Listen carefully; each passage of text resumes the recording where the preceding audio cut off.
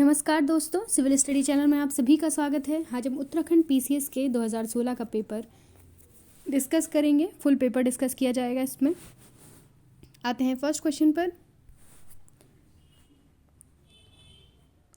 James Andrews Ramsay Bharat के किस governor general का वास्तविक नाम था? Option A lord Dalhousie, lord Canning, lord North और लॉर्ड कर्जन। तो राइट ऑप्शन है लॉर्ड डलहौजी का जो नाम था वो था जेम्स एंड्रयूज रैमजे। ठीक है, जेम्स एंड्रयूज रैमजे किसका नाम था? लॉर्ड डलहौजी का। ठीक है, इन्हें क्या कहा जाता है? लॉर्ड डलहौजी को अर्ल ऑफ डलहौजी भी कहा जाता है। ठीक है, ये भारत का गवर्नर जनरल बनकर आया कब? 1848 में ये भारत का गवर्नर जनरल बनकर आया, जिसका वास्तविक नाम जेम्स एंड्रयूज ब्राउन रैमजे था। ठीक है, क्या कहते हैं इसको? Earl of Dalhousie. Next question पर आते हैं। 1857 के विद्रोह के समय भारत का गवर्नर जनरल कौन था? Lord Hastings, lord Canning, lord Amherst, lord Auckland. तो राइट ऑप्शन है वो है लॉर्ड कैनिन, जो भारत का प्रथम वायसराय तथा अंतिम गवर्नर जनरल था। ठीक है, आते हैं नेक्स्ट क्वेश्चन पर। हिंदुस्तान सोशलिस्ट रिपब्लिकन एसोसिएशन की स्थापना हुई थी 1990, 1927, 1916 और 1928। तो जो राइट ऑप्शन है वो है ऑप्शन डी। 1928 में हिंदुस्तान सोशलिस्ट रिपब्लिकन एसोसिएशन की स्थापना हुई थी। ये कहाँ पर हुई थी? ये चंद्रशेखर आज़ाद द्वारा दिल्ली के फिरोज शाह कोटला मैदान में स्थापना की गई थी। और 1924 में जो स्थापना हुई थी, हिंदुस्तान रिपब्लिकन एसोसिएशन की स्थापना हुई थी। ठीक है, आते हैं नेक्स्ट क्वेश्चन पर।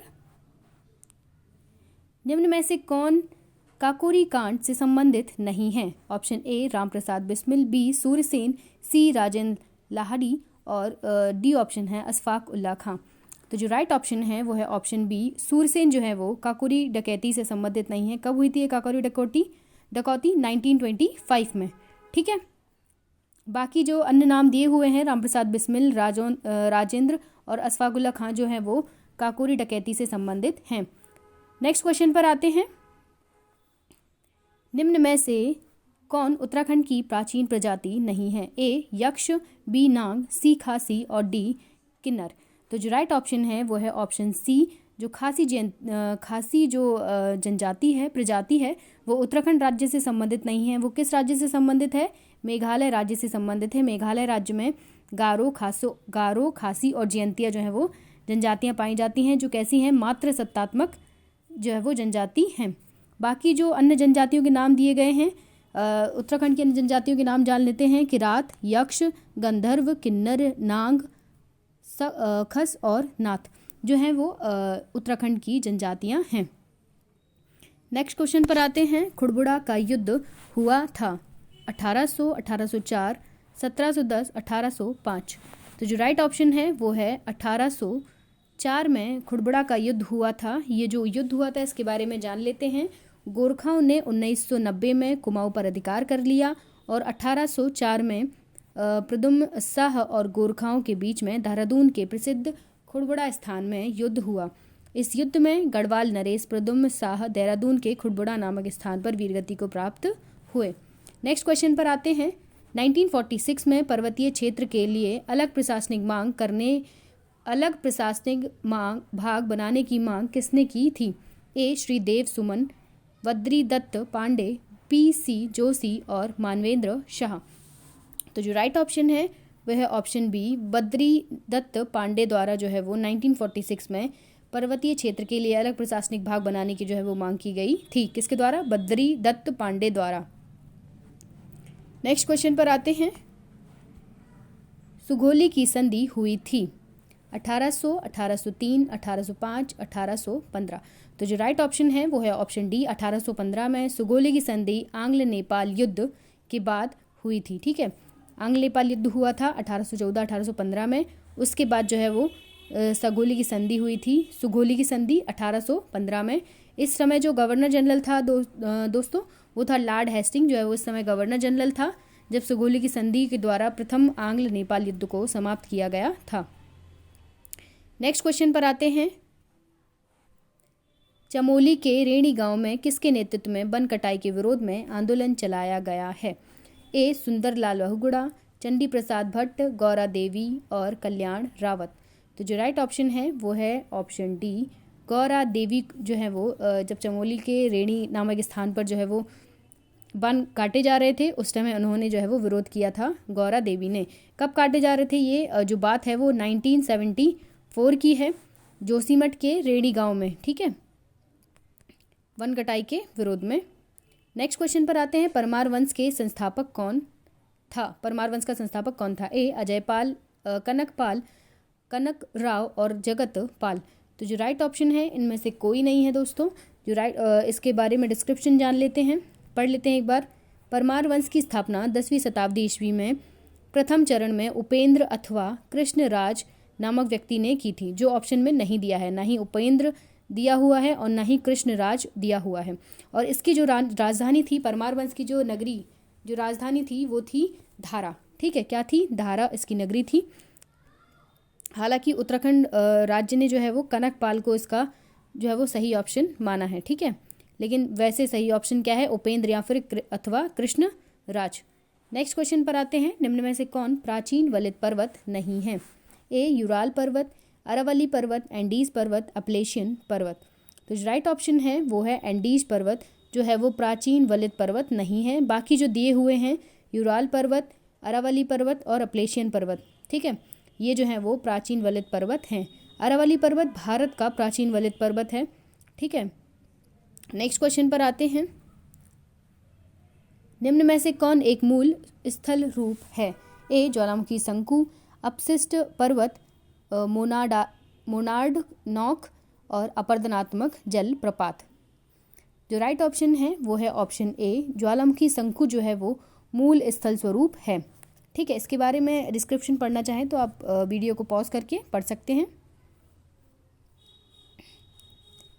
नेक्स्ट क्वेश्चन पर आते हैं, सावधिक तटीय अपर्दन होता है। क्वेश्चन ध्यान रखिएगा, क्वेश्चन बिल्कुल ध्यान से पढ़िएगा बारीकी से। पहला ऑप्शन देखते हैं, लहरों से, ज्वार भाटा से, धाराओं से और सुनामी लहरों से। तो जो राइट ऑप्शन है वो है लहरों के द्वारा सावधिक तटीय अपर्दन होता है।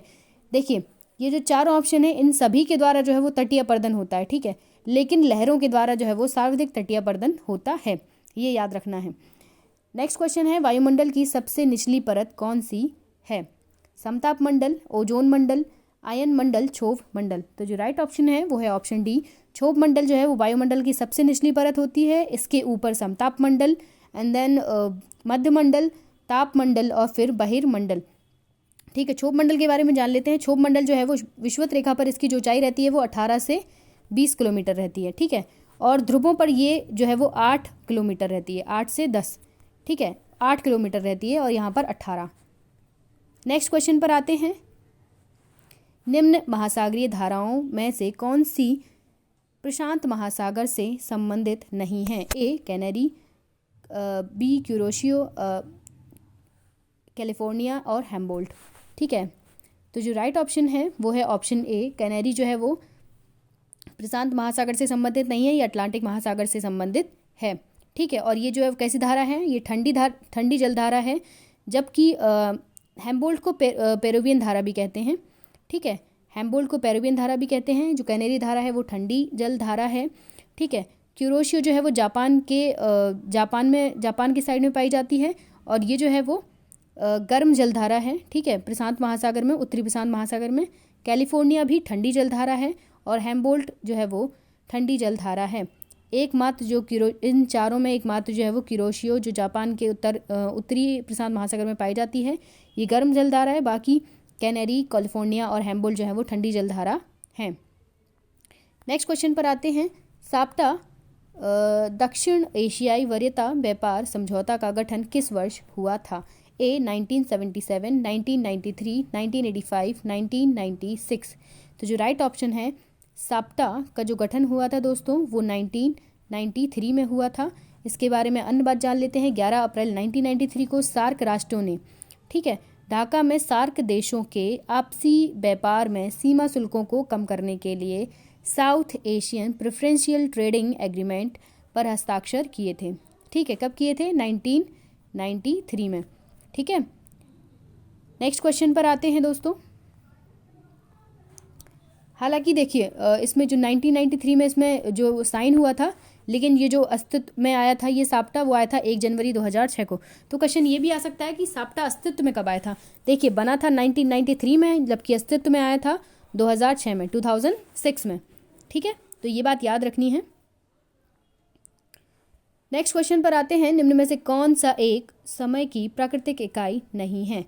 ए उष्णकटिबंधीय वर्ष, चंद्रमास, मानक समय और दिवस। तो जो राइट ऑप्शन है वो है मानक समय, जो है वो समय की प्राकृतिक इकाई नहीं है। बाकी जो अन्य दिए हुए हैं ऑप्शन हैं वो समय की प्राकृतिक इकाई हैं। नेक्स्ट क्वेश्चन पर आते हैं। बादल परिणाम हैं।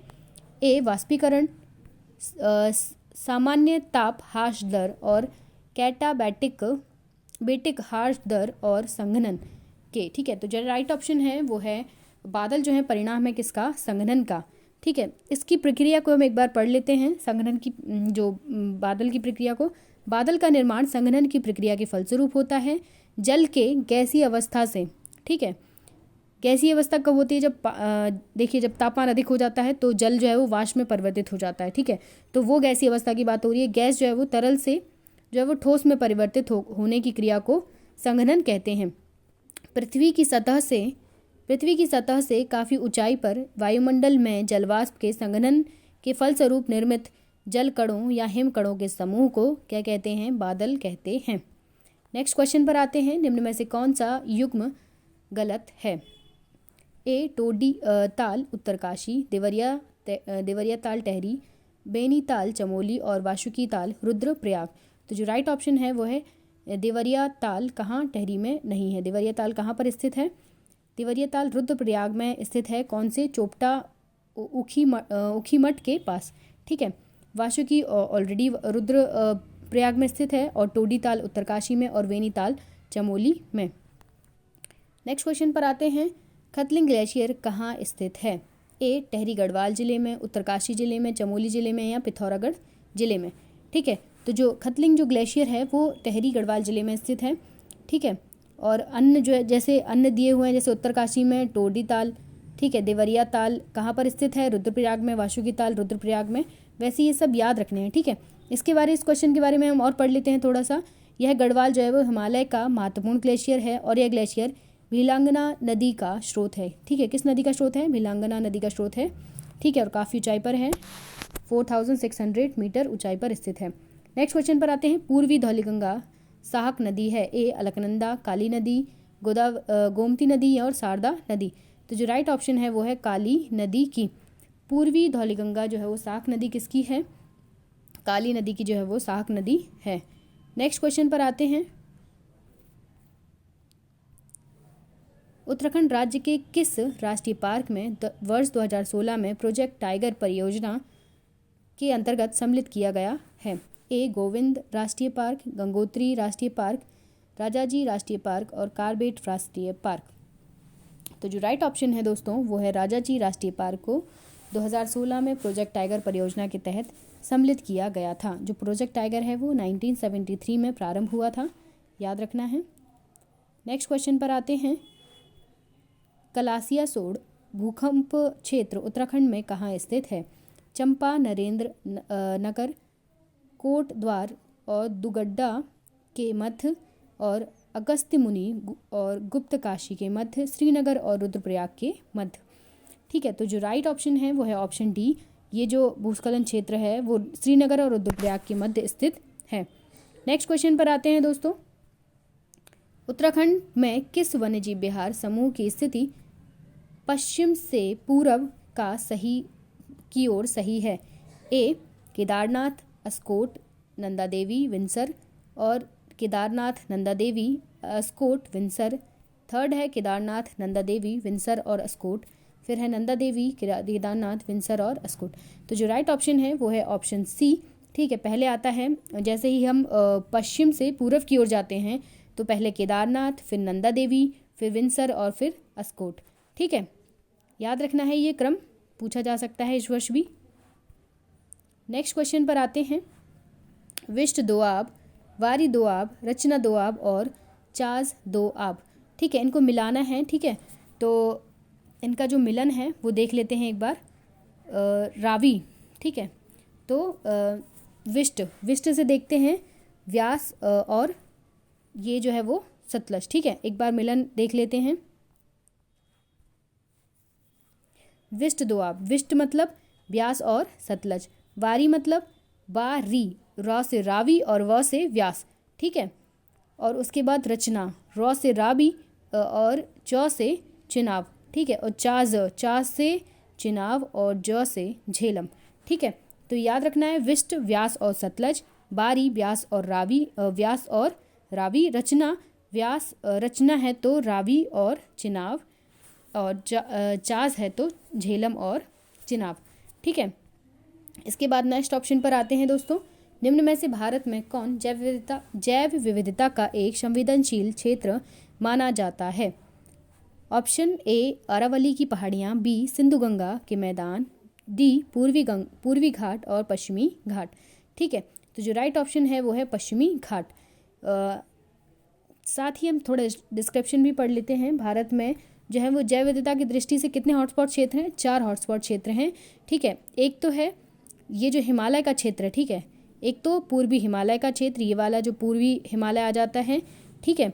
और उसके बाद यहाँ से जो इंडो वर्मा का क्षेत्र लगता है और नीचे इसमें अंडमान भी आ जाता है। उसके बाद नीचे सुंडालैंड आता है उसके नीचे, और यहाँ पर जो है वो आता है पश्चिमी घाट, ठीक है। इस प्रकार से हम देख सकते हैं जो 4 क्षेत्र हैं भारत में, जो 4 हॉटस्पॉट क्षेत्र हैं, सुंडालैंड, पूर्वी हिमालय, इंडो वर्मा क्षेत्र, सुंडालैंड और पश्चिमी घाट। नेक्स्ट क्वेश्चन पर आते हैं। कोपेन के जलवायु वर्गीकरण के अनुसार निम्न में से कौन सा उत्तरी बंगाल सहित उत्तर पूर्वी भारत का उपयुक्त वर्णन है? ए, देखिए याद रखना है ये उत्तर पूर्वी भारत के बारे में बात हो रही है, ठीक है। तो ऑप्शन ए उष्णकटिबंधीय मानसून वर्षावन, उपोष्णकटिबंधीय मानसून वर्षावन और उष्णकटिबंधीय आर्द्र एवं शुष्क जलवायु और शुष्क सर्दी सहित आर्द्र उपोष्ण जलवायु। तो जो राइट ऑप्शन है वो है ऑप्शन डी, शुष्क सर्दी सहित आर्द्र उपोष्ण जलवायु, ठीक है।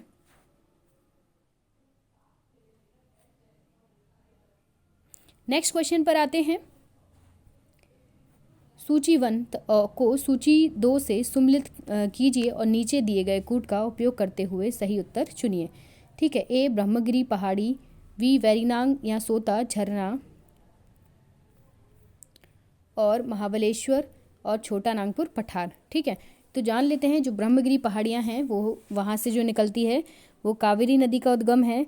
वैरीनांग झर्रा जो है वो वैरीनांग सोता झरना है वो झेलम नदी का जो है वो उद्गम स्थान है। महाबलेश्वर कृष्णा नदी का और छोटा नागपुर पठार स्वर्ण रेखा नदी का जो है वो उद्गम स्थान है, ठीक है।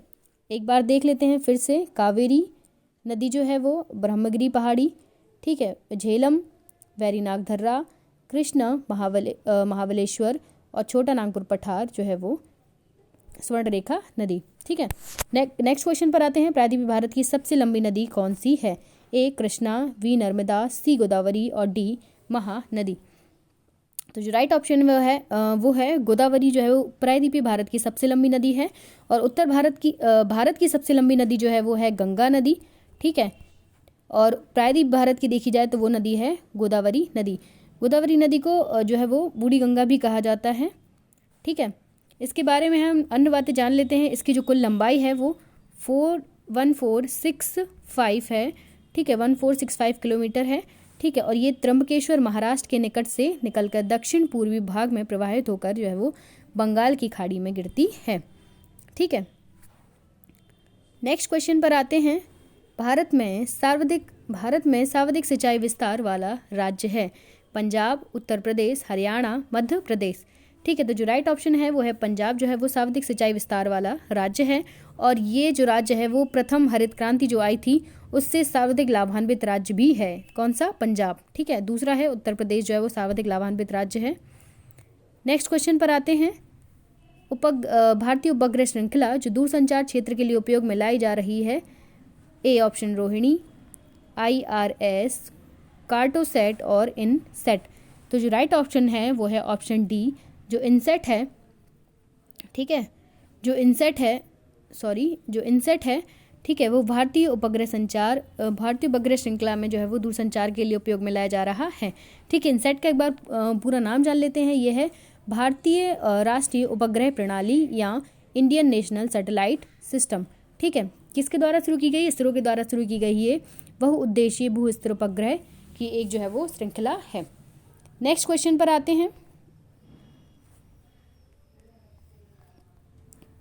दक्षिणी गंगोत्री क्या है? ए आंध्र प्रदेश में नदी घाटी, अंटार्कटिका में भारतीय शोध केंद्र, गंगोत्री में गंगा नदी के द्वितीय स्रोत और अंटार्कटिका के निकट हिंद महासागर में द्वीप। तो जो राइट ऑप्शन है वो है ऑप्शन बी, अंटार्कटिका में भारतीय शोध केंद्र है दक्षिण गंगोत्री। और ये जो है अंटार्कटिका में भारत का पहला शोध केंद्र है, जिसकी स्थापना जो है वो 1983-84 में की गई थी। ठीक है, 1983-84 में की गई थी। उसके बाद दूसरा शोध केंद्र स्थापित किया गया था 1988-89 में, जिसका नाम है मैत्री। और तीसरा 2012 में भारती जो है वो तीसरा शोध केंद्र स्थापित किया गया था। हालांकि जो ये शोध केंद्र है दक्षिण गंगोत्री, वो 1990-91 में जो है वो बर्फ़ के नीचे दफन हो गया था।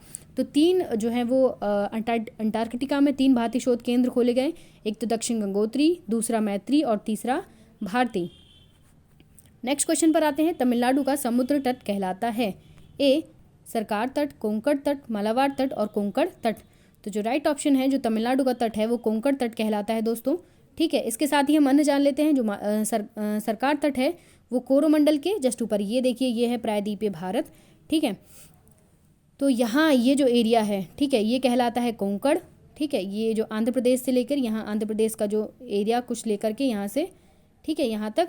इसके बाद जो ऊपर का उड़ीसा और थोड़ा सा आंध्र प्रदेश का क्षेत्र ले लीजिए, ये कहलाता है सरकार तट और ये कहलाता है मालाबार तट। और इसके ऊपर जो तट है वो कहलाता है कोंकण तट। ठीक है, जो कोंकण तट है वो गुजरात और महाराष्ट्र, ठीक है, और इसके बाद गोवा से लेकर के गोवा, कर्नाटक और केरल का जो क्षेत्र है वो लेकर के यहाँ जो है महाराष्ट्र और कर्नाटक का थोड़ा क्षेत्र है जो कोंकण तट कहलाता है। इसके बाद गोवा से लेके जो केरल तक का जो क्षेत्र है नीचे तक, वो जो है वो मालाबार तट कहलाता है। नेक्स्ट क्वेश्चन पर आते हैं। कौन सा राज्य समूह भांगड़ा नागल परियोजना से जल प्राप्त करता है? ए जम्मू कश्मीर, हरियाणा, पंजाब, हिमाचल, बी है हिमाचल प्रदेश, पंजाब, हरियाणा, सी है हरियाणा, पंजाब, राजस्थान और डी है हरियाणा, उत्तर प्रदेश और राजस्थान। तो जो राइट ऑप्शन है वो है ऑप्शन सी, हरियाणा, पंजाब और राजस्थान जो है वो भांगड़ा नागल परियोजना से लाभ प्राप्त करते हैं। और ये जो भांगड़ा नागल परियोजना है दोस्तों, ये जो है वो सतलज नदी पर निर्मित जो है वो 2 बांध हैं, एक तो भांगड़ा और दूसरा नागल। सतलज नदी पर निर्मित जो है वो 2 बांध हैं और इससे जो लाभान्वित राज्य हैं वो हिमाचल प्रदेश, पंजाब, हरियाणा और राजस्थान हैं। नेक्स्ट क्वेश्चन पर आते हैं। भारत के संविधान के किस अनुच्छेद के अनुसार राज्य के राज्यपाल द्वारा मुख्यमंत्री को नियुक्त किया जाता है? एक है ऑप्शन ए है 163, 164, 165 और 166। तो जो राइट ऑप्शन है वो है 164 के द्वारा राज्य के राज्यपाल द्वारा मुख्यमंत्री को जो है वो नियुक्त किया जाता है। ठीक है, नेक्स्ट क्वेश्चन पर आते हैं।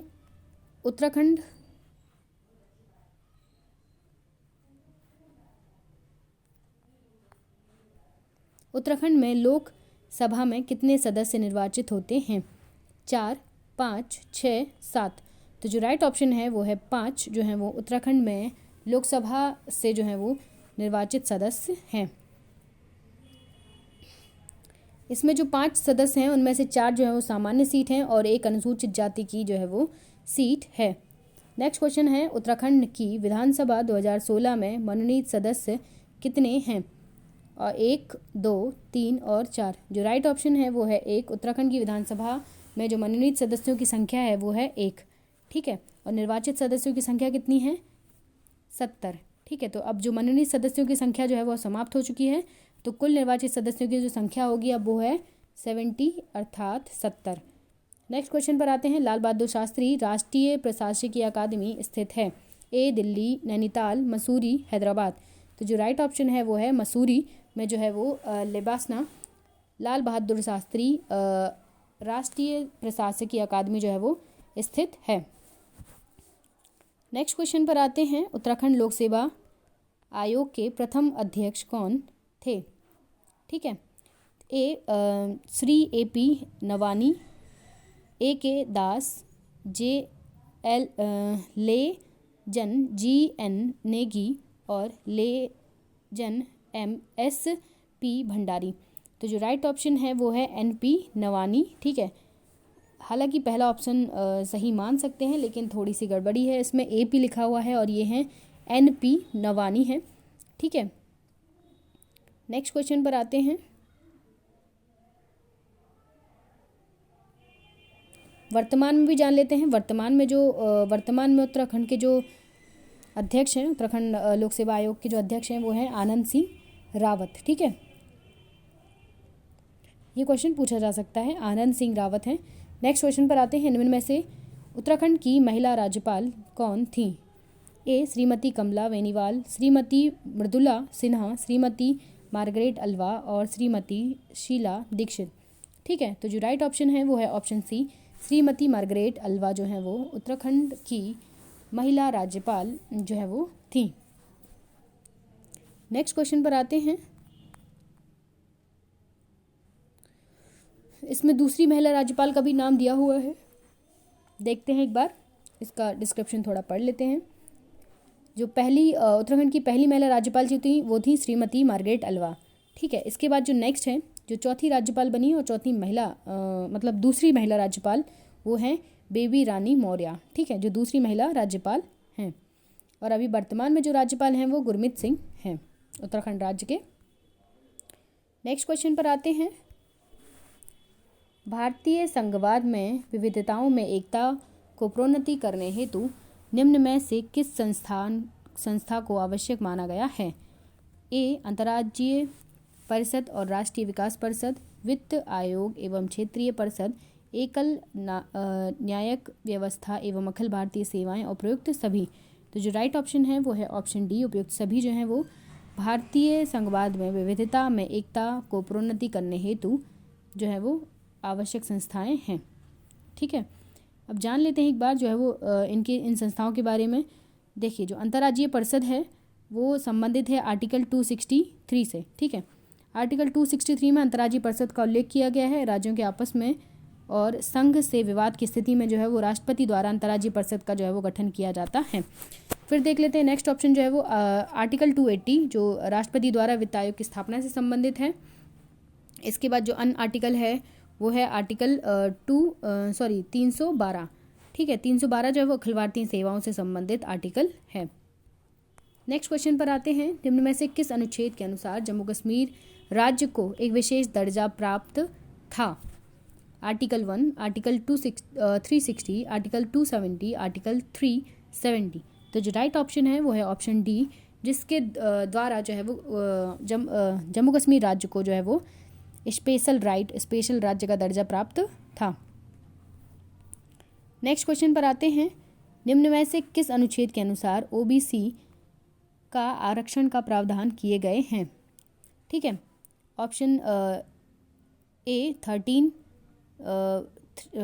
to 14 और 14, 15 और 15(4) और 16(4) एंड 17 और 17 एंड 18। ठीक है, आर्टिकल्स। तो जो राइट ऑप्शन है वो है ऑप्शन सी, जो है वो ऑप्शन सी सही है। आर्टिकल 14(4) और 16(4) में जो है वो OBC के लिए जो है वो प्रावधानों की बात की गई है। ठीक है, इसमें जो अन्य खंड जोड़ा गया है, जो EVS इकोनॉमिकली वीकर सेक्शंस को जो आरक्षण प्रदान किया गया है उसके लिए 15(6) और 16(6) को जो है वो ऐड किया गया है 103वें संविधान संशोधन अधिनियम के द्वारा। तो याद रखना है कि अगर पूछा जाता है कि अगर OBC के लिए जो अभी रिसेंट में जो है वो संशोधन किया गया है वो कौन सा संशोधन है, तो वो है 103वां संशोधन, जिसके द्वारा 16(6) और 15(6) को जो है वो जोड़ा गया है। नेक्स्ट क्वेश्चन पर आते हैं। भारतीय गणराज्य के संविधान का कौन सा अनुच्छेद व्यक्ति की प्राण एवं दैहिक स्वतंत्रता के संरक्षण से संबंधित है? Article 19, 21, 20, article 22। तो जो राइट ऑप्शन है वो है आर्टिकल 21, जो है वो प्राण एवं दैहिक स्वतंत्रता से संबंधित आर्टिकल है। ठीक है, इसके बाद अन्य जो ऑप्शन दिए गए हैं उनको जान लेते हैं। आर्टिकल जो 19 है वो वाक स्वतंत्रता की अभिव्यक्ति से संबंधित है। आर्टिकल 21 हमने देख ही लिया है, प्राण एवं दैहिक स्वतंत्रता से संबंधित है। आर्टिकल 20 जो है वो अपराधों के लिए दो सिद्धि के संबंध में संरक्षण से संबंधित है। और आर्टिकल 22, ठीक है, कुछ दशाओं में गिरफ्तारी तथा निरोध के संरक्षण से संबंधित है। ठीक है, नेक्स्ट क्वेश्चन पर आते हैं। संविधान के किस अनुच्छेद द्वारा पृथक अनुसूचित जाति जनजाति आयोग का गठन किया गया है? आर्टिकल 337, 338, 338 क और 340। तो जो राइट ऑप्शन है दोस्तों अनुसूचित जनजाति आयोग के गठन से संबंधित वो है 338 का। ठीक है, 338 का के द्वारा जो है वो अनुसूचित जनजाति आयोग का गठन किया गया है। जबकि अन्य ऑप्शन जान लेते हैं जो आर्टिकल 337 है, ठीक है, उसके द्वारा आंग्ल भारतीय समुदाय के लाभ हेतु शैक्षणिक अनुदान के लिए विशेष उपबंध किए गए हैं। ठीक है, अगर पूछा जा सकता है आर्टिकल 337 जो संबंधित है वो किससे है? आंग्ल भारतीय समुदाय के शैक्षणिक अनुदान से संबंधित। और 338 जो है वो संबंधित है अनुसूचित जाति आयोग से। ठीक है, जिसके बाद संशोधन करके जो है वो 338 का बना और इसमें अनुसूचित जनजाति आयोग की स्थापना की गई। और 340 जो है वो संबंधित है पिछड़ा वर्गों की दशाओं के अन्वेषण के लिए आयोग। ठीक है, मतलब ओबीसी से संबंधित है, वो है आर्टिकल 340। नेक्स्ट क्वेश्चन पर आते हैं। संयुक्त राष्ट्र संघ के प्रजातांत्रिकरण की मांग का संबंध मुख्यतः है? ए महासभा, आर्थिक सामाजिक परिषद, सुरक्षा परिषद और न्यास परिषद। तो जो राइट ऑप्शन है वो है सुरक्षा परिषद। जो जिसमें प्रजातांत्रिकरण के लिए मांग की जा रही है वो है option D, United nation security council, सुरक्षा परिषद। क्योंकि इसमें 5 मेंबर जो हैं वो जिनको वीटो पावर प्राप्त होती है, 5 जो हैं वो स्थायी सदस्य होते हैं और 10 जो हैं वो अस्थायी सदस्य होते हैं। जो 5 स्थायी सदस्य होते हैं उनको वीटो पावर प्राप्त होती है, जो अपने लाभ के लिए वो उन वीटो पावर्स का यूज़ कर सकते हैं। ठीक है, तो इस वजह से इसका विरोध किया जा रहा है और प्रजातांत्रिकरण करने की जो है वो मांग की जा रही है अन्य देशों के द्वारा। इनमें जो शामिल देश हैं वो हैं भारत, जापान, जर्मनी, ब्राज़ील जो है वो अपनी सदस्यता के लिए दावा करते हैं। नेक्स्ट क्वेश्चन देख लेते हैं एक बार। भारत में सार्क सम्मेलन सर्वप्रथम किस वर्ष आयोजित किया गया था? 1986, 1995, 2007 और उपयुक्त में से कोई नहीं। तो जो राइट ऑप्शन है वो है ऑप्शन ए दोस्तों, 1967 में भारत में सार्क सम्मेलन जो है वो आयोजित किया गया था। ठीक है, नेक्स्ट क्वेश्चन देख लेते हैं दोस्तों। 1997 में विश्व पर्यावरण सम्मेलन आयोजन किया गया था। Rio de Janeiro, Nairobi, Kyoto और न्यूयॉर्क। तो जो राइट ऑप्शन है वो है क्योटो। क्योटो में विश्व पर्यावरण सम्मेलन आयोजित किया गया था और क्योटो प्रोटोकॉल आया था। जो क्योटो प्रोटोकॉल 16 फरवरी 2005 को प्रभावी हुआ था। ठीक है, अगर क्योटो प्रोटोकॉल के बारे में पूछा जाए तो आया था 1997 में। ठीक है, और लागू हुआ था 2005 में। ठीक है, नेक्स्ट क्वेश्चन पर आते हैं। भारत के परमाणु सिद्धांत में सम्मिलित है? ए पहल ना करना, एक तरफा प्रतिबंध, न्यूनतम विश्वसनीय निवारण और डी उपयुक्त सभी। तो जो राइट ऑप्शन है वो है ऑप्शन डी, जो है वो भारत के परमाणु सिद्धांत से संबंधित है। पहला पहल ना करना, एक तरफा प्रतिबंध अर्थात अगर किसी सामने वाले देश के पास परमाणु हथियार नहीं है तो हम अपनी तरफ से परमाणु हथियारों का हमला नहीं करेंगे, और न्यूनतम विश्वसनीय निवारण। नेक्स्ट क्वेश्चन पर आते हैं। सन 2001 में ब्रिक शब्द को किसने गढ़ा था? ए जिम ओ नील, बराक ओबामा, जॉन कैनेडी और व्लादिमीर पुतिन। तो जो राइट ऑप्शन है वो है ऑप्शन ए, जिम ओ नील द्वारा जो है वो ब्रिक शब्द को गढ़ा गया था। कब? 2001 में। ठीक है, और ब्रिक जो है वो ब्रिक्स बना था कब? 2009 में। 2009 में सम्मेलन हुआ था। 2011 में जो है वो 2011 में ब्रिक के तीसरे सम्मेलन में जो है वो दक्षिण अफ्रीका जो है वो इसमें शामिल हुआ था और उसके बाद ब्रिक का रूपांतरण हुआ था ब्रिक्स में। नेक्स्ट क्वेश्चन पर आते हैं दोस्तों। किसके शासनकाल में भारत में उदारीकरण के प्रथम चरण को आरंभ किया गया था? राजीव गांधी, पीवी नरसिम्हा राव, अटल बिहारी वाजपेयी और एच.डी. देवी गौड़ा। तो जो राइट ऑप्शन है पीवी नरसिम्हा राव के शासनकाल में जो है वो LPG आए थे, लिक्विडाइजेशन, प्राइवेटाइजेशन एंड ग्लोबलाइजेशन। ठीक है, तो उदारीकरण, निजीकरण और वैश्विकीकरण। ठीक है, कब आए थे? 1991 में। उस समय जो है वो पीवी नरसिम्हा जो है वो शासन में थे। नेक्स्ट क्वेश्चन पर आते हैं। 2016 में निम्न में से किसको राष्ट्रीय दल के रूप में मान्यता दी गई? INLD अकाली दल और TMC और AIADMK। तो जो राइट ऑप्शन है दोस्तों वो है TMC। भारतीय तृणमूल कांग्रेस को जो है वो 2016 में राष्ट्रीय पार्टी का दर्जा दिया गया है। और अब जो राष्ट्रीय टोटल राष्ट्रीय पार्टी हैं, नेशनल पार्टीज हैं, वो कितनी हैं? 8। नेक्स्ट क्वेश्चन पर आते हैं। निम्न में से किस विद्वान ने स्वतंत्रता के प्रारंभिक वर्षों की भारत की दलीय व्यवस्था का एक दलीय प्रभुत्व वाली व्यवस्था के रूप में वर्णन किया है? माइरन वीनर, रजनी कोठारी, ऑस्ट्रिन और भिखू पारिख। तो जो राइट ऑप्शन है वो है ऑप्शन डी, रजनी कोठारी द्वारा जो है वो भारतीय दलीय व्यवस्था को जो है वो भारतीय दलीय व्यवस्था को एकलीय प्रभुत्वशाली व्यवस्था के रूप में वर्णन किया गया है। नेक्स्ट क्वेश्चन पर आते हैं दोस्तों।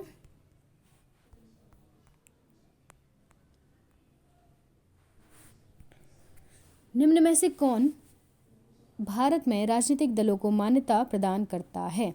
ए, भारत का राष्ट्रपति, भारत का निर्वाचन आयोग, विधि एवं न्याय मंत्रालय और लोकसभा अध्यक्ष। ठीक है, तो जो राइट ऑप्शन है वो है ऑप्शन बी, भारत का जो निर्वाचन आयोग है वो राजनीतिक दलों को जो है वो मान्यता देता है। ठीक है, कि कौन सी पार्टी राष्ट्रीय पार्टी है और कौन सी पार्टी राज्य स्तर की राज्य पार्टी है। ठीक है, जो निर्वाचन आयोग का जो नेक्स्ट क्वेश्चन पर आते हैं। निम्न में से किस समिति ने न्याय पंचायत के गठन की सिफारिश की थी? बलवंत राय मेहता समिति, अशोक मेहता समिति, JV राव समिति और सरकारिया समिति। तो जो राइट ऑप्शन है दोस्तों वो है ऑप्शन बी, अशोक मेहता समिति द्वारा जो है वो न्याय पंचायत के गठन की व्यवस्था की गई थी और इन्हीं के द्वारा द्विस्तरीय प्रणाली की स्थापना की जो है वो अनुशंसा की गई थी, पंचायती राज में द्विस्तरीय प्रणाली की। जबकि बलवंत राय मेहता समिति द्वारा जो है वो त्रिस्तरीय प्रणाली की व्यवस्था की गई, मतलब अनुशंसा की गई थी। ठीक है, और अशोक मेहता समिति द्वारा जो है वो द्विस्तरीय प्रणाली की जो है वो अनुशंसा की गई थी। नेक्स्ट क्वेश्चन पर आते हैं। पंचायती राज व्यवस्था का निम्न में से किसने उल्लेख किया है? संघ सूची, राज्य सूची, समवर्ती सूची और निम्न में से कोई नहीं। तो बात हो रही है पंचायती राज की, तो पंचायती राज जो संबंधित होगा वो होगा ऑप्शन बी, राज्य सूची से। ठीक है, जो पंचायतें हैं वो संविधान के 7वीं अनुसूची के राज्य सूची प्रविष्ट 5 में जो है वो वर्णित की गई हैं। ठीक है, भारत के संविधान के अनुच्छेद 243 के अनुसार किसी राज्य का विधानमंडल विधि द्वारा पंचायत की संरचना हेतु उत्पन्न कर सकता है। ठीक है,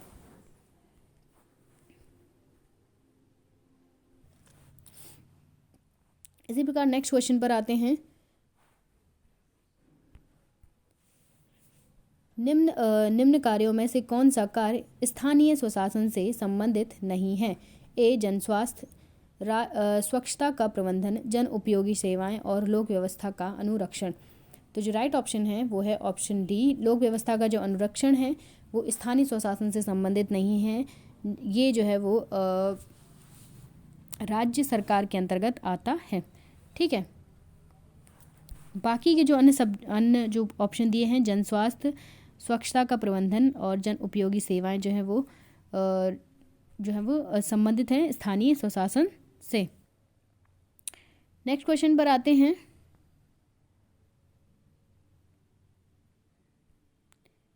निम्न अनुच्छेदों में से कौन सा अनुच्छेद पंचायतों में अनुसूचित जातियों, अनुसूचित जनजातियों के लिए सीटों का आरक्षण प्रदान करता है? 243D, 243C, 243B और 243A। तो जो राइट ऑप्शन है वो है 243D में जो है वो अनुच्छेद पंचायतों में अनुसूचित जातियों व जनजातियों के लिए सीटों का आरक्षण प्रदान किया गया है। ठीक है, नेक्स्ट क्वेश्चन पर आते हैं। सेवा के अधिकार की अवधारणा प्रारंभ हुई थी? ए, संयुक्त राज्य अमेरिका, स्विट्जरलैंड, ग्रेट ब्रिटेन और चीन। तो जो राइट ऑप्शन है वो है ऑप्शन सी, ग्रेट ब्रिटेन से, UK से जो है वो सेवा के अधिकार को प्रारंभ किया गया था। ठीक है, ये जो अवधारणा आई थी वो 1991 में आई थी ग्रेट ब्रिटेन में। ठीक है, नेक्स्ट क्वेश्चन पर आते हैं।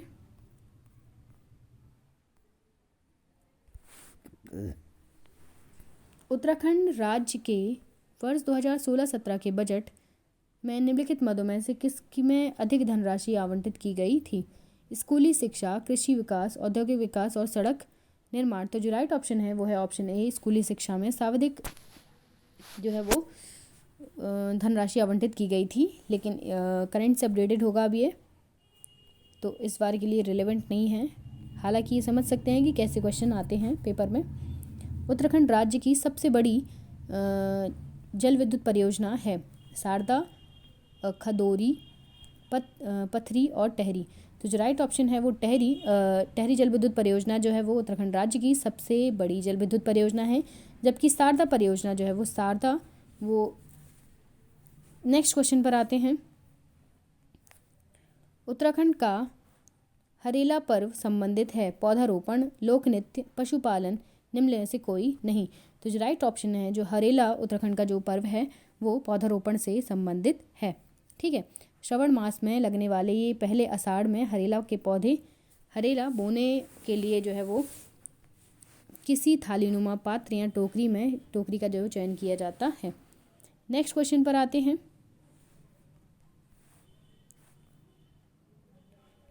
निम्नलिखित में से उत्तराखंड का कौन सा एयरपोर्ट सार्वजनिक संचालन में है? पंतनगर, गोचर, जौली ग्रांट और भरकोट। तो ये उस समय के लिए रिलेवेंट था, अभी के लिए रिलेवेंट नहीं है ये। हालांकि जान लेते हैं उस समय भी जो है वो जौली ग्रांट जो है वो एयरपोर्ट सार्वजनिक संचालनगत एयरपोर्ट था। ठीक है, नेक्स्ट क्वेश्चन पर आते हैं। वर्ष 2015 में उत्तराखंड में निम्नलिखित तीर्थ स्थानों में से किस एक में सर्वाधिक संख्या में पर्यटक दर्शनार्थ आए थे? A Yamunotri, B Gangotri. Next option Kedarnath और बद्रीनाथ। तो जो राइट ऑप्शन था उस समय के लिए 2016 के हिसाब से तो था बद्रीनाथ। ठीक है, और वर्तमान में 2020 के अकॉर्डिंग देखा जाए तो वो ऑप्शन होगा गंगोत्री। ठीक है, अगर पूछा जाता है अभी तो अभी ऑप्शन होगा गंगोत्री। नेक्स्ट क्वेश्चन पर आते हैं। 2011 की जनगणना के अनुसार उत्तराखंड में निम्नलिखित में से किस जिले में जनसंख्या सबसे कम है? ए रुद्रप्रयाग, बागेश्वर, चंपावत और चमोली। तो जो राइट ऑप्शन है वो है ऑप्शन ए रुद्रप्रयाग में जो है वो जो रुद्रप्रयाग जिला है उसमें सबसे कम जनसंख्या पाई जाती है। नेक्स्ट क्वेश्चन पर आते हैं। निम्नलिखित देशों में से कौन सा देश भारत के विदेशी व्यापार में सबसे बड़ा साझेदार है? ए यूएसए, यूके, फ्रांस और चीन। तो जो राइट ऑप्शन है उस समय जो था वो चीन था, और वर्तमान समय में देखा जाए भारत का जो सबसे बड़ा व्यापारिक भागीदार है वो भी जो है चीन है। ठीक है, कौन है? चीन। ठीक है, और भारत का सबसे बड़ा व्यापारिक 2019 और 20 के आंकड़े को अकॉर्डिंग देखा जाए तो भारत का सबसे बड़ा व्यापारिक भागीदार जो है वो यूएसए हो गया है। ठीक है, कौन हो गया है? यूएसए।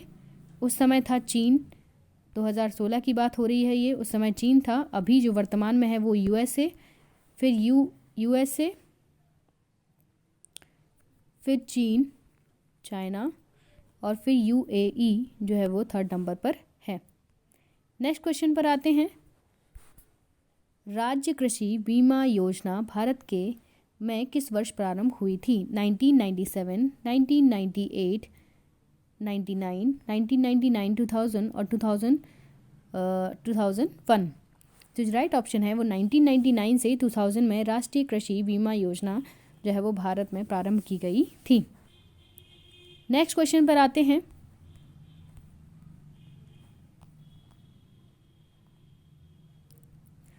दो 2011 की जनगणना के अनुसार भारत में निम्नलिखित राज्यों में किस राज्य में न्यूनतम लिंग अनुपात है? ए Punjab, Haryana, Orissa, Rajasthan.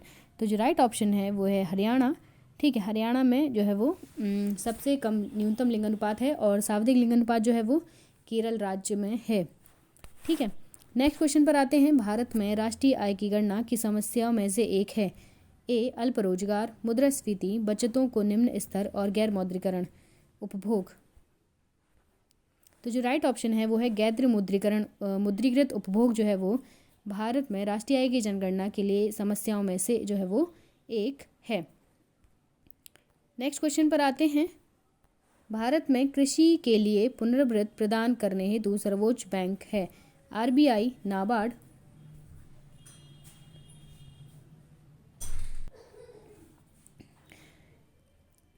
D C option है एल LDB और SBI। तो जो राइट ऑप्शन है वो है नाबार्ड, जो है वो कृषि के पुनर्वित्त प्रदान करने हेतु सर्वोच्च बैंक है, जिसकी स्थापना 12 जुलाई 1982 को की गई थी और इसका जो मुख्यालय है वो मुंबई में स्थित है। ठीक है, नेक्स्ट क्वेश्चन पर आते हैं। 14वें वित्त आयोग के अनुसार शुद्ध केंद्रीय कर राज्यों में आवंटित होने वाली मात्रा का प्रतिशत है 32%, 35%, 40% और 42%। तो जो राइट ऑप्शन है वो है 42। 14वें वित्त आयोग के अनुसार जो है वो राशि जो है आवंटित की गई है वो है 42%। अभी जो 15वें वित्त आयोग के अकॉर्डिंग जो राशि वितरित की गई है वो कितनी है? 41%। ठीक है, और 1% अलग निकाली गई है किसके लिए? जम्मू कश्मीर और लद्दाख के लिए। नेक्स्ट क्वेश्चन पर आते हैं।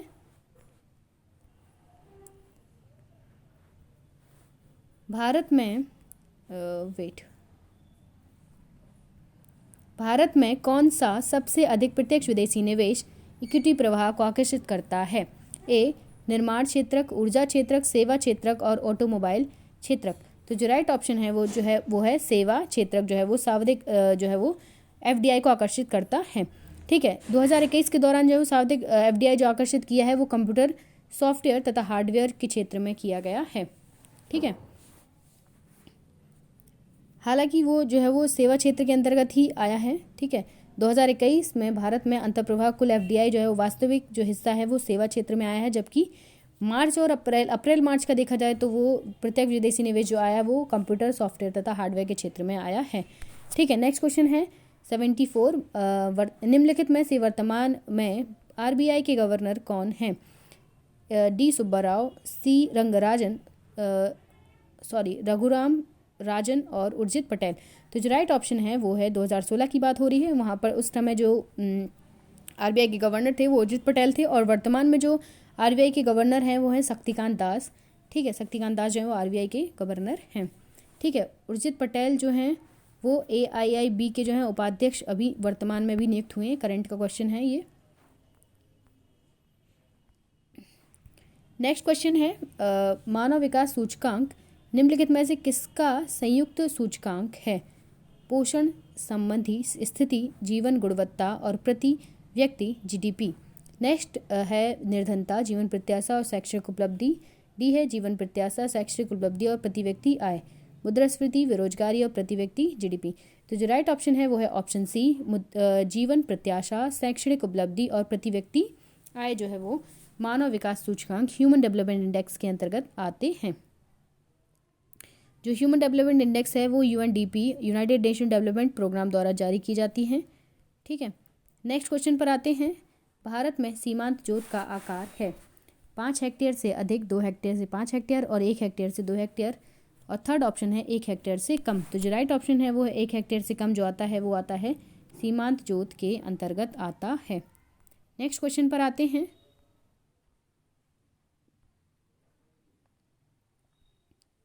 ब्रिक संघ किस वर्ष ब्रिक्स में परिवर्तित हुआ है? ठीक है, तो ऑप्शन ए 2010, 2015, 2009 और 2012। चूंकि इसमें 2011 जो है वो ऑप्शन में नहीं है, इसीलिए 2012 को हम सही ऑप्शन ऑप्रिकेट ऑप्शन मानेंगे। ठीक है, जो ऑप्शन होगा वो होगा 2012। नेक्स्ट क्वेश्चन पर आते हैं। वाणिज्यिक सेवाओं के निर्यात में भारत का विश्व में 2014 में क्या स्थान रहा है? 7वां, 8वां, 9वां, 10वां। तो जो राइट ऑप्शन है उस समय जो है वो 8वां स्थान रहा है भारत वाणिज्यिक सेवाओं के निर्यात में। ठीक है, और वर्तमान में भी अगर 2019 के आंकड़े देखे जाएं तो वर्तमान में भी जो भारत का स्थान है वो है 8वां स्थान। ठीक है, नेक्स्ट क्वेश्चन पर आते हैं। OPEC, organisation of the people exporting countries, निम्नलिखित में से किस पर विशेष बल है? पेट्रोलियम का उत्पादन, पेट्रोलियम की कीमतों पर नियंत्रण, और ए और बी दोनों, ओपेक में से कोई नहीं। तो जो राइट ऑप्शन है वो है ऑप्शन ए और बी। जो ओपेक जो संबंधित है वो पेट्रोलियम के उत्पादन से भी संबंधित है।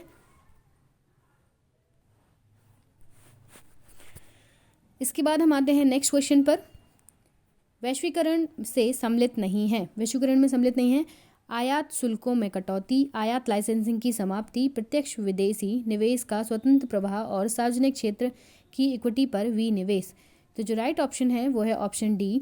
ठीक है, सार्वजनिक क्षेत्र की इक्विटी पर इक्विटी का विनिवेश जो है वो वैश्वीकरण में सम्मिलित नहीं है। बाकी जो 3 ऑप्शन दिए गए हैं वो ग्लोबलाइजेशन से संबंधित हैं। नेक्स्ट क्वेश्चन पर आते हैं। विश्व बैंक में कितने सदस्य हैं? 183, 181, 165 4 और 193। तो जो राइट ऑप्शन है वो है ऑप्शन ए 183 जो है वो विश्व वर्ल्ड बैंक के जो है वो मेंबर हैं। तो जो अंतिम जो सदस्य जो उसमें शामिल हुआ था वो नोरू है, 189 वह सदस्य है। ठीक है, इसके बाद हम क्वेश्चन पर आते हैं। निम्नलिखित में से कौन एक वैश्विक प्रतिस्पर्धा सूचकांक जो है वो प्रकाशित करता है? ऑप्शन ए है UNDP, वर्ल्ड इकोनॉमिक फोरम और IMF और WTO।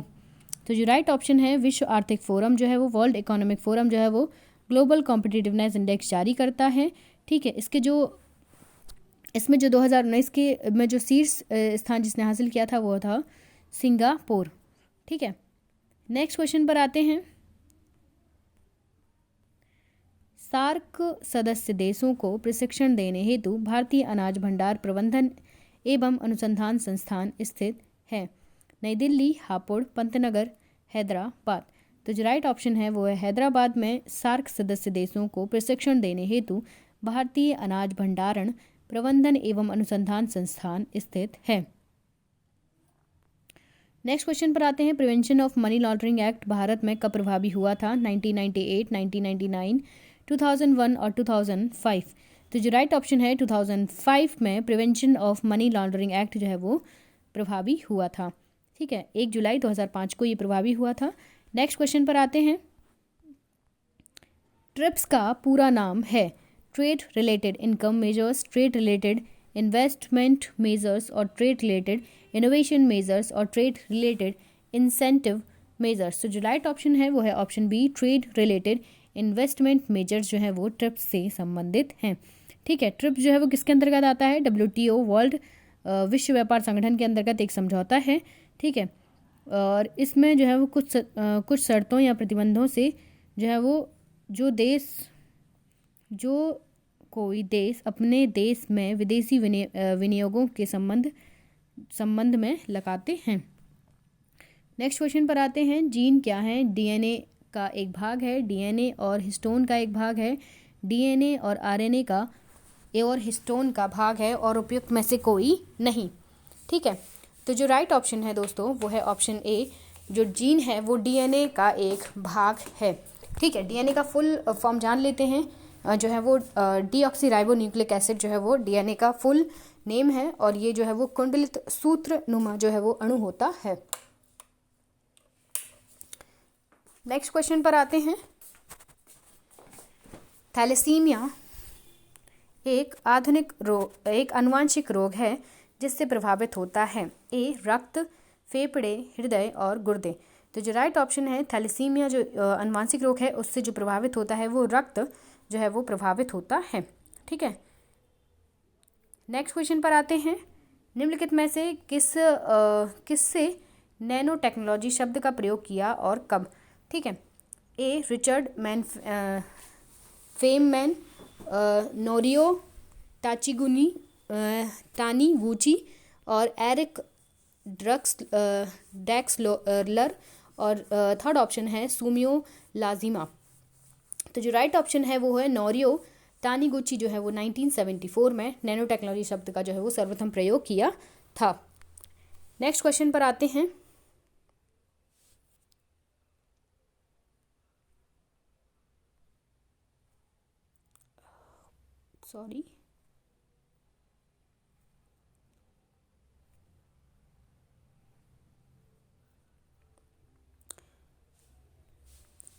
उत्तराखंड पशु विकास बोर्ड का प्रशिक्षण केंद्र स्थित है?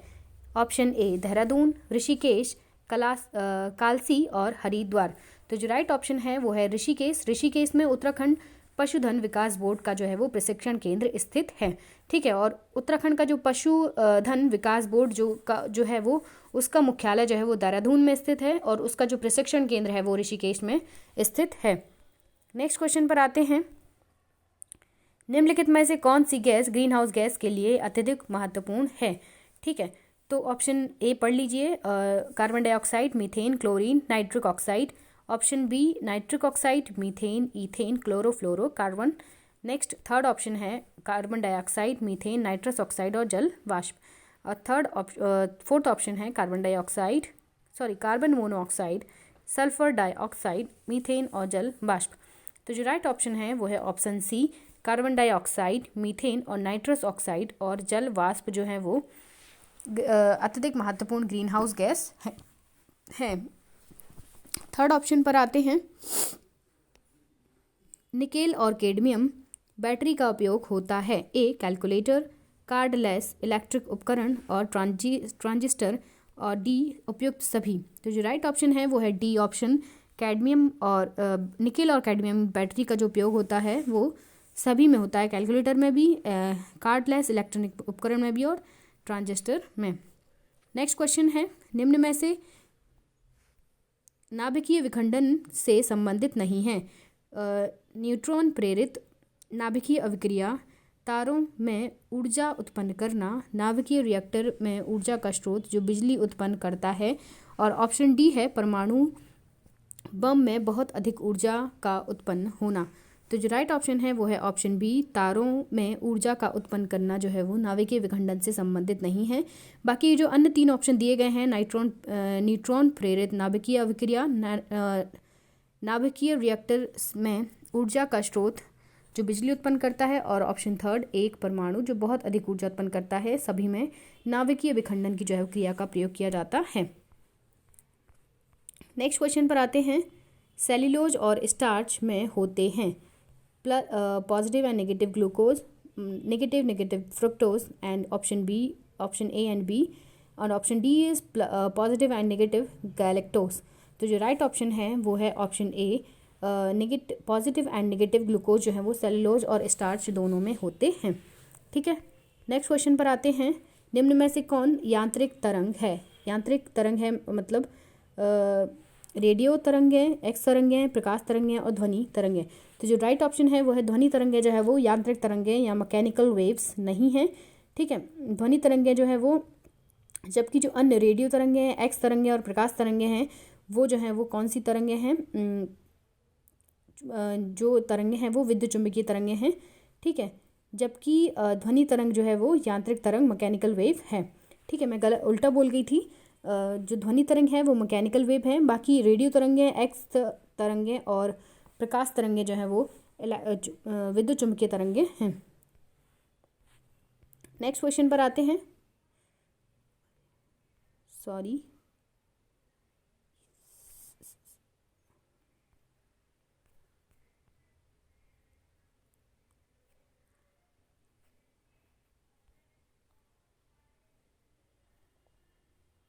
नेक्स्ट क्वेश्चन पर आते हैं दोस्तों।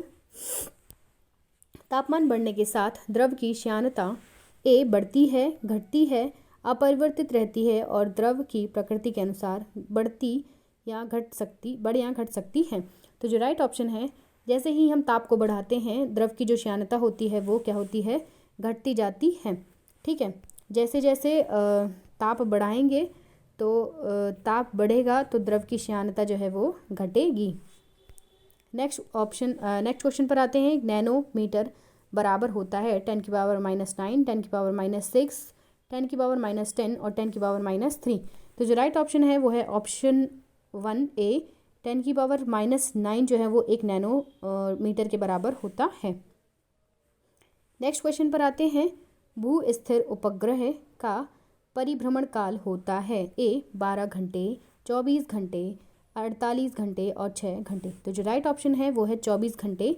एक भू स्थिर उपग्रह जो होता है वो बिल्कुल पृथ्वी के समानांतर, मतलब पृथ्वी के समान जो है वो परिभ्रमण करता है। जैसे पृथ्वी को 24 घंटे लगते हैं वैसे ही एक भू स्थिर उपग्रह जो होता है उसको भी सेम 24 घंटे लगते हैं। नेक्स्ट क्वेश्चन पर आते हैं। टेफ्लॉन का सामान्य नाम है poly tetrafluoroethylene, polyvinyl chloride, polyvinyl fluoride और डाइफ्लोरोमीथेन। तो जो राइट ऑप्शन है वो है पॉलीटेट्राफ्लोरोएथिलीन, जो है वो टेफ्लॉन का जो है वो सामान्य नाम है। नेक्स्ट क्वेश्चन पर आते हैं। निम्नलिखित में से कौन सा जाड़ों में तांबे के मिश्र धातुओं का है, ठीक है, सॉरी जोड़ा, निम्न में से कौन सा जोड़ा तांबे के मिश्र धातुओं का है? ए पीतल और इनबार, कांसा और नाइक्रोन, पीतल और कांसा और पित्त में से कोई नहीं। तो जो राइट ऑप्शन है वो पीतल और कांसा जो है वो तांबे की मिश्र धातुओं का जो है वो मिश्रण है। तांबा जो बनता है वो पीतल और कांसे के मिश्रण से बनता है। नेक्स्ट क्वेश्चन पर आते हैं। एक अर्धचालक में निम्न विद्युत चालन होता है, ठीक है। ए केवल इलेक्ट्रॉन्स द्वारा, केवल होल्स द्वारा, इलेक्ट्रॉन्स एवं होल्स दोनों के द्वारा, और ना इलेक्ट्रॉन्स और ना होल्स के द्वारा। तो जो राइट ऑप्शन है दोस्तों वो है ऑप्शन सी। एक अर्धचालक में जो है विद्युत का चालन इलेक्ट्रॉन्स तथा उन होल्स दोनों के द्वारा होता है। नेक्स्ट क्वेश्चन पर आते हैं। रेड डेटा बुक, बहुत ही फेमस क्वेश्चन है। रेड डेटा बुक जो है वो का प्रकाशित किसके द्वारा किया जाता है? एक तो है USEPA, UNEP, WWF और IGBP। तो जो राइट ऑप्शन है दोस्तों, रेड डेटा बुक जो है वो IUCN के द्वारा जारी किया जाता है, प्रत्येक वर्ष जारी किया जाता है। नेक्स्ट क्वेश्चन पर आते हैं। उत्तराखंड में बांज और बुरांश के पौधे हैं। ए उपोष्ण कटिबंधीय वनों की विशेषता, उच्च पर्वतीय वनों की विशेषता, समशीतोष्ण वनों की विशेषता और उपयुक्त सभी।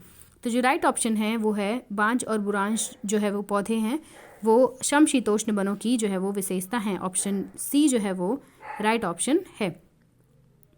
जो समशीतोष्ण वनों के अन्य वृक्ष के नाम जान लेते हैं वो हैं आयनार, कफाल, खारशू, ओक, देवदार, केल और मुथेन।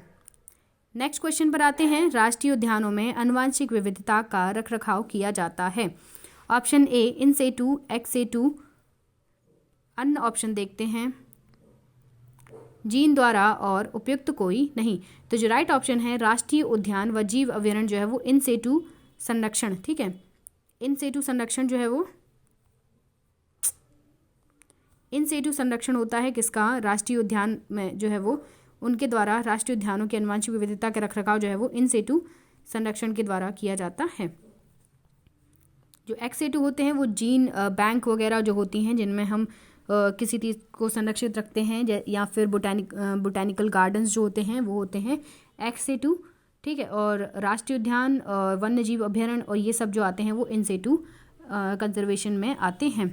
नेक्स्ट क्वेश्चन पर आते हैं। भारतवर्ष का प्रथम राष्ट्रीय उद्यान है नंदा देवी राष्ट्रीय उद्यान, जिम कॉर्बेट राष्ट्रीय उद्यान, राजाजी राष्ट्रीय उद्यान और कान्हा राष्ट्रीय उद्यान। तो जो राइट ऑप्शन है वो है ऑप्शन बी, जिम कॉर्बेट राष्ट्रीय उद्यान जो है वो भारत का प्रथम राष्ट्रीय उद्यान है, जिसको 1936 में स्थापित किया गया था।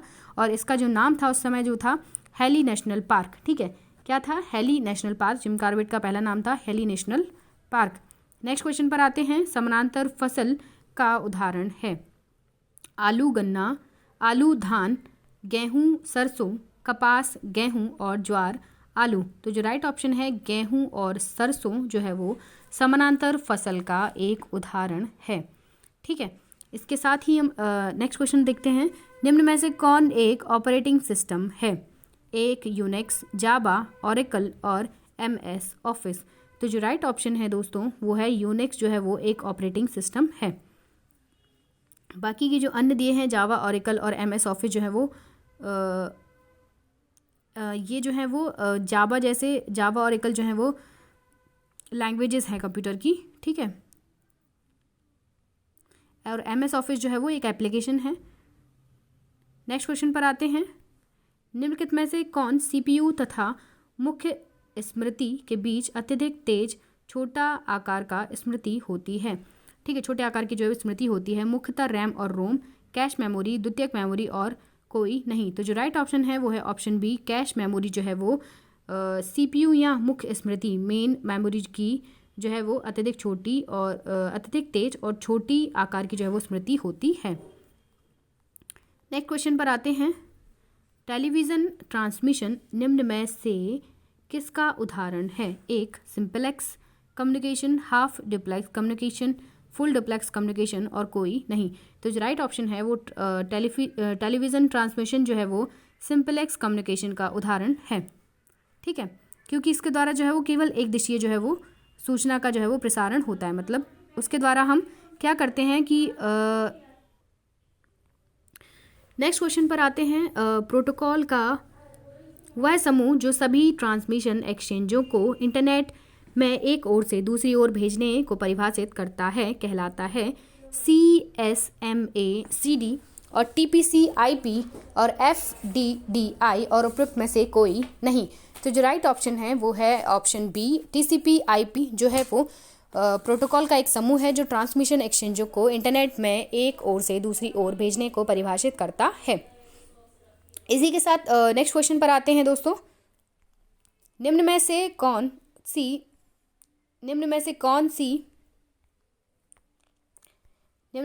सी सर्विस लेयर क्लाउड कंप्यूटिंग से अलग से उपलब्ध नहीं है? A, hardware as a service, platform as a service और सॉफ्टवेयर एज अ सर्विस और इंफ्रास्ट्रक्चर एज अ सर्विस।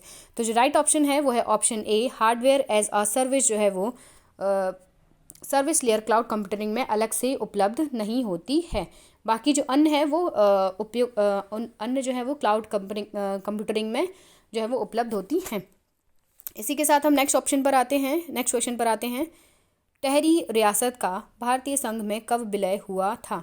1 अगस्त 1949, 15 अगस्त 1947, 20 जनवरी 1950 और 26 जनवरी 1952। तो जो राइट ऑप्शन है वो है ऑप्शन ए, 1 अगस्त 1949 को टहरी रियासत का भारतीय संघ में जो है वो विलय कर दिया गया था। इसी के साथ नेक्स्ट क्वेश्चन पर आते हैं। भारत में कुड़द नरेश किस नाम से जाने जाते थे? ए, सर्वश्रेष्ठ, मध्यम द्विज और द्विज श्रेष्ठ और द्विज। तो जो राइट ऑप्शन है वो है द्विज श्रेष्ठ भारत में कुड़ाद नरेश के नाम से जाने जाते थे। नेक्स्ट क्वेश्चन पर आते हैं। उत्तरकाशी का ऐतिहासिक नाम क्या है? ए, गोविंदशण, गंगाद्वार, ब्रह्मपुर और बड़ा हाट। तो जो राइट ऑप्शन है दोस्तों वो है ऑप्शन डी, बड़ा हाट जो है वो उत्तरकाशी का ऐतिहासिक नाम है। इसी के साथ नेक्स्ट क्वेश्चन पर आते हैं। किगरी विग्री, नीति और माड़ा क्या है? दर्रे, नदियाँ, पर्वत और धार्मिक स्थल। राइट ऑप्शन है दर्रे जो हैं नीतिला, माड़ाला की किरगी और विग्री जो है वो दर्रे हैं। चिराग सेन निम्न में से किस खेल से संबंधित हैं? ए, क्रिकेट, बी, फुटबॉल, सी, बैडमिंटन और डी, हॉकी। तो जो राइट ऑप्शन है वो है बैडमिंटन। चिराग सेन जो है वो उस समय 2016 का करंट का क्वेश्चन है ये, और ये जो है वो बैडमिंटन से संबंधित खिलाड़ी हैं। नेक्स्ट क्वेश्चन पर आते हैं। मोंड मेला कहाँ आयोजित किया जाता है? उत्तरकाशी, चमोली, पौली पछाऊ और रानी खेत। तो जो राइट ऑप्शन है वो है पाली पछाऊ में जो है वो मोंड मेला आयोजित किया जाता है। इसी के साथ नेक्स्ट क्वेश्चन पर आते हैं।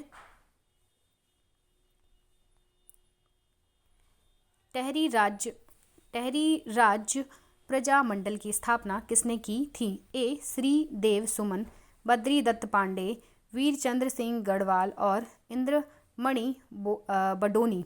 तो जो राइट ऑप्शन है वो है श्री देव सुमन के द्वारा जो है वो टहरी राज्य प्रजामंडल की स्थापना की गई थी। कब की गई थी ये? 1939 में देहरादून में टहरी राज्य प्रजामंडल की स्थापना की गई थी श्रीदेव सुमन के द्वारा। इन्हीं के द्वारा जो है वो श्रीदेव सुमन के द्वारा दिल्ली में देवनागरी महाविद्यालय की स्थापना की गई थी। ठीक है, और 1937 में सुमन सौरभ नाम से जो है वो कविता का प्रकाशन किया था इन्होंने, श्रीदेव सुमन ने। ठीक है, सुमन सौरभ के नाम से। नेक्स्ट क्वेश्चन पर आते हैं। भारत के किस राज्य में न्यूट्रॉनो वेधशाला जो है वो स्थापित की की जा रही है। ठीक है, ऑप्शन ए केरल, तमिलनाडु, कर्नाटक और महाराष्ट्र। ठीक है, जो न्यूट्रॉन वेधशाला है दोस्तों वो तमिलनाडु राज्य में स्थापित की जा रही है। ये तमिलनाडु राज्य के थेनी जिले में पश्चिमी बोदी पश्चिमी पहाड़ियों में जो है वो भारतीय न्यूट्रॉन वेधशाला जो है वो अंडरग्राउंड भूमिगत स्थापित की गई है। ठीक है, नेक्स्ट क्वेश्चन पर आते हैं। रियो पैरा ओलंपिक में दीपा मलिक को किस प्रतियोगिता में रजत पदक जीता है? ठीक है, तो ऑप्शन जो है वो गोला फेंक में दीपा मलिक को जो है वो रजत पदक मिला है। और अभी जो वर्तमान में अभी रिसेंट में जो पैरा ओलंपिक हुआ है उसमें जो है वो काफ़ी महत्वपूर्ण क्वेश्चन है और करंट में डिस्कस किए गए हैं।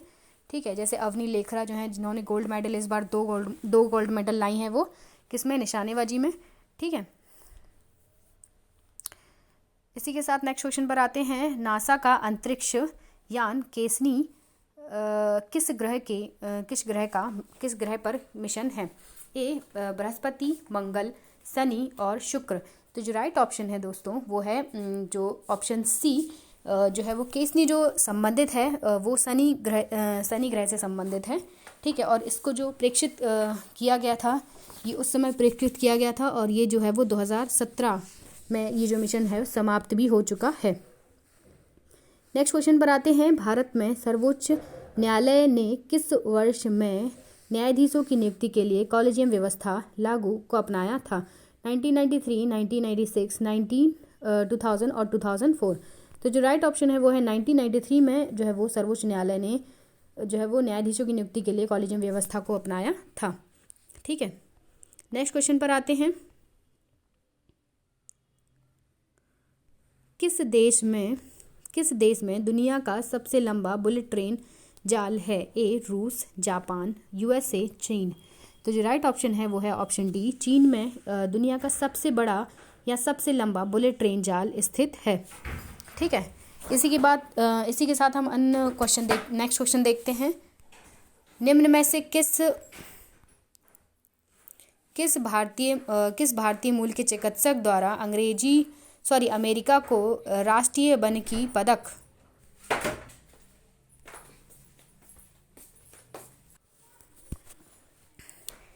किस भारतीय मूल के चिकित्सक को अमेरिका के राष्ट्रीय मानविकी पदक 2015 से सम्मानित किया गया है? ए रंजीत भूषण, आरिफ तहसीन, अब्राहम वर्गीस और सुकेतु मेहता। तो जो राइट ऑप्शन है वो है अब्राहम वर्गीस को राष्ट्रीय मानविकी पदक 2015 से सम्मानित किया गया है। उस टाइम का ये करंट का क्वेश्चन है, अभी से बिल्कुल भी रिलेवेंट नहीं है इस एग्जाम से। नेक्स्ट क्वेश्चन पर आते हैं।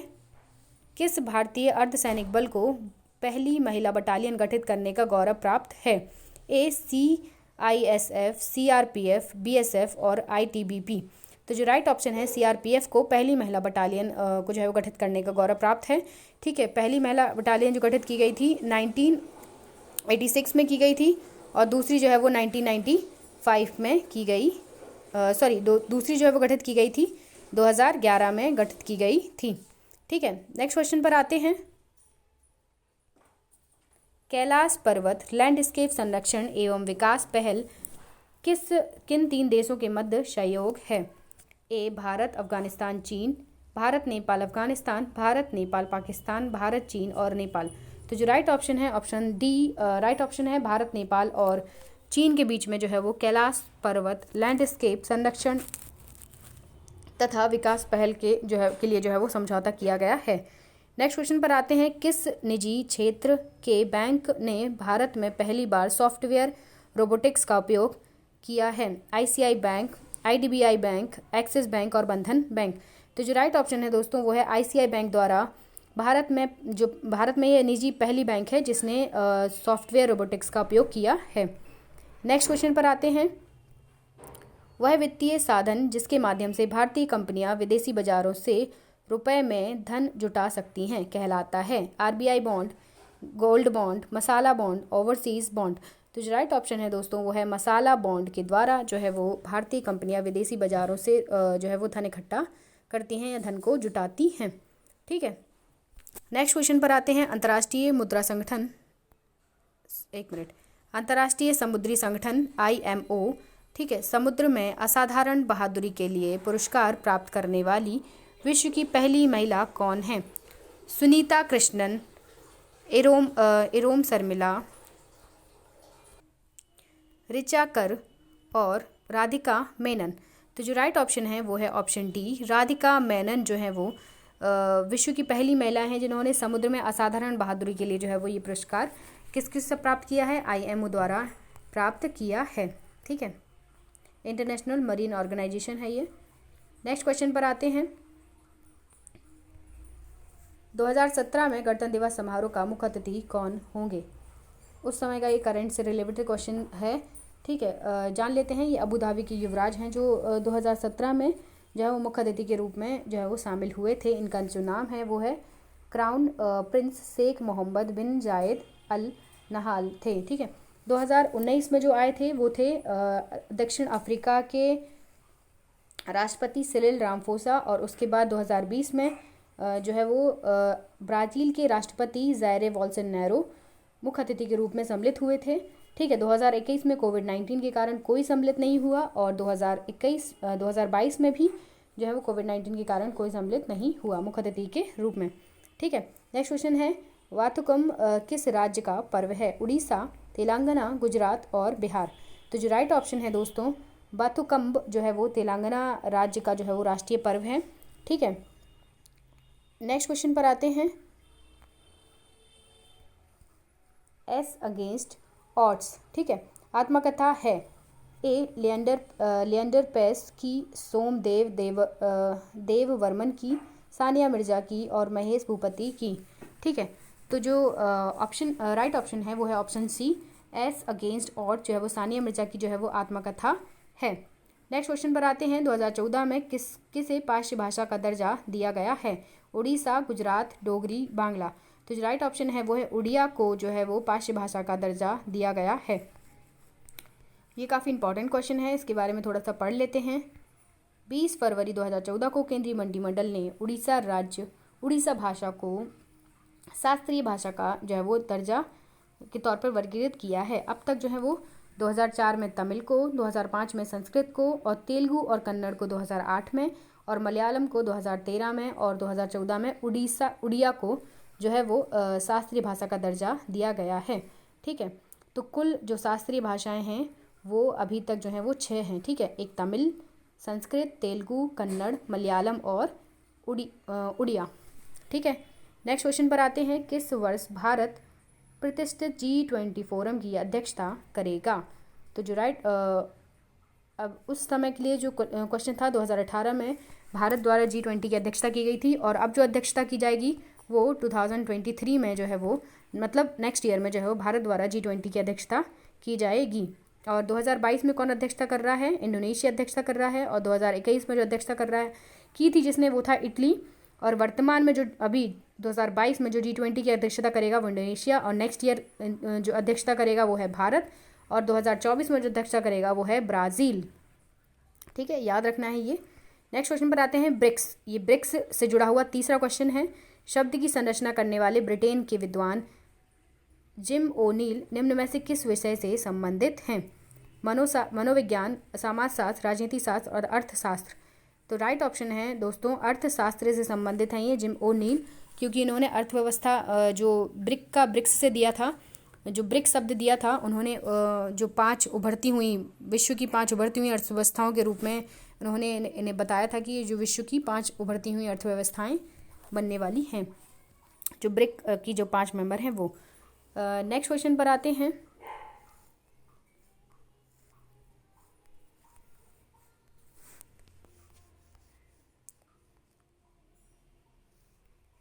किस भारतीय वैज्ञानिक को न केवल नोबेल पुरस्कार अपितु भारत रत्न से भी सम्मान प्राप्त करने का सम्मान है?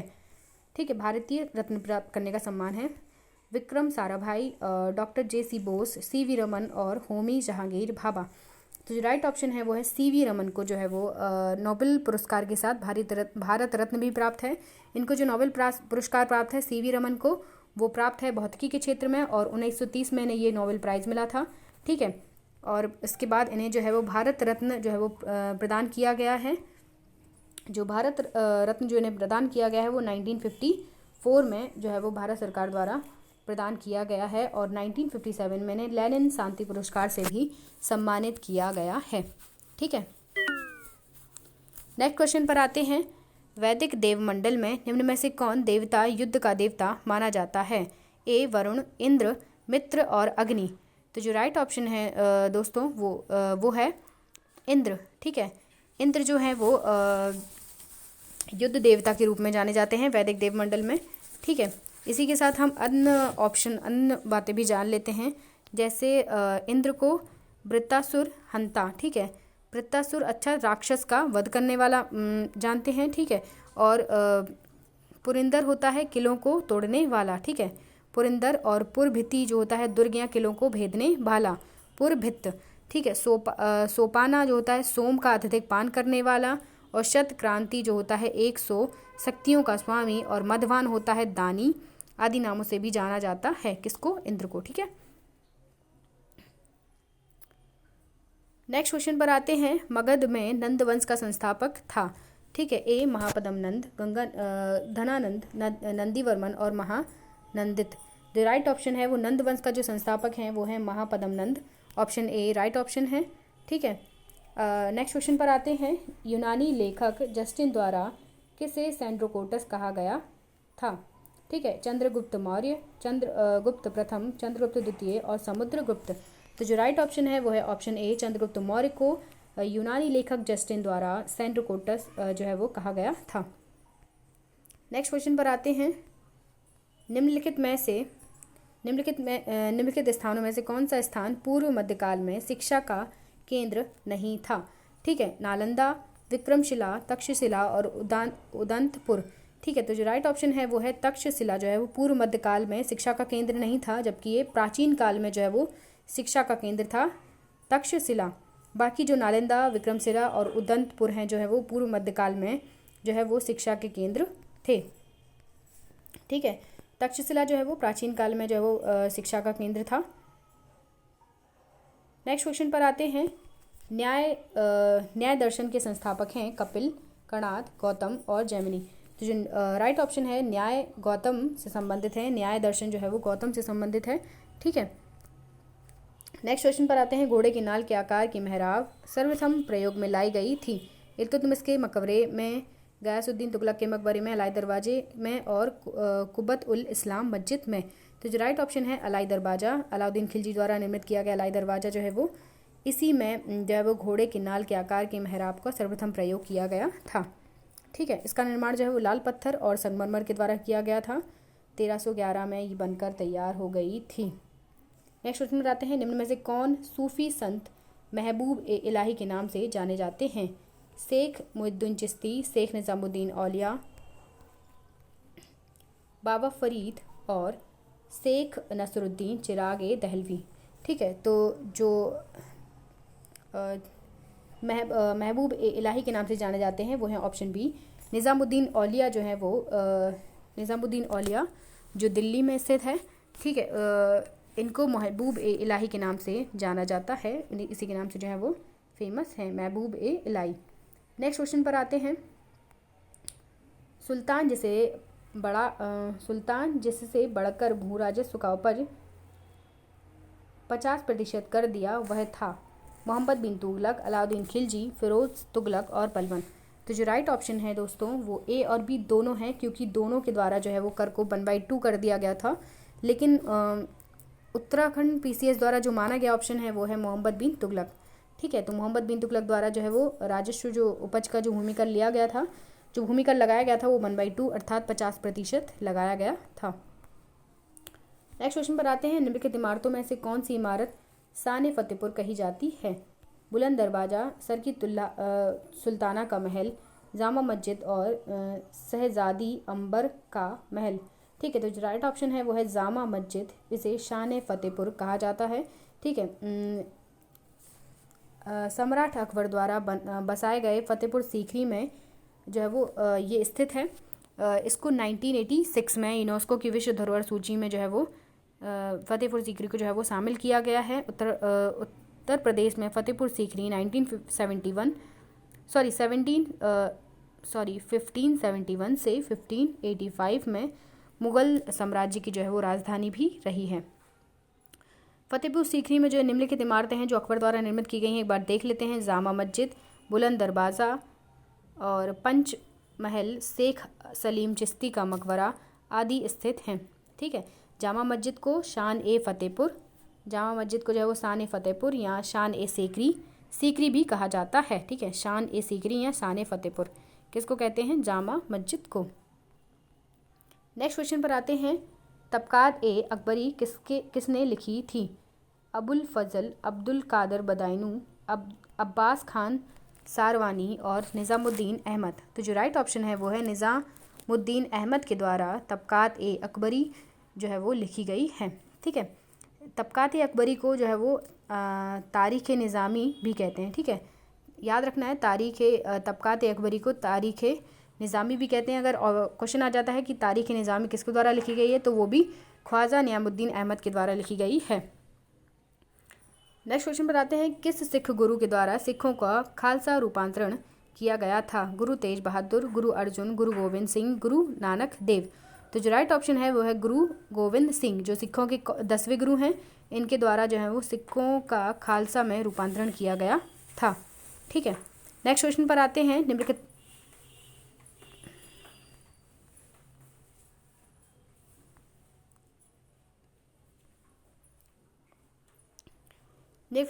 निम्नलिखित में से कौन नीला जल योजना ब्लू वाटर पॉलिसी से संबंधित है? The Almeida, the Albuquerque, Dupleix और रॉबर्ट क्लाइव। तो जो राइट ऑप्शन है वो है द अल्मीडा के द्वारा जो है वो ब्लू वाटर पॉलिसी को लागू किया गया था। ठीक है,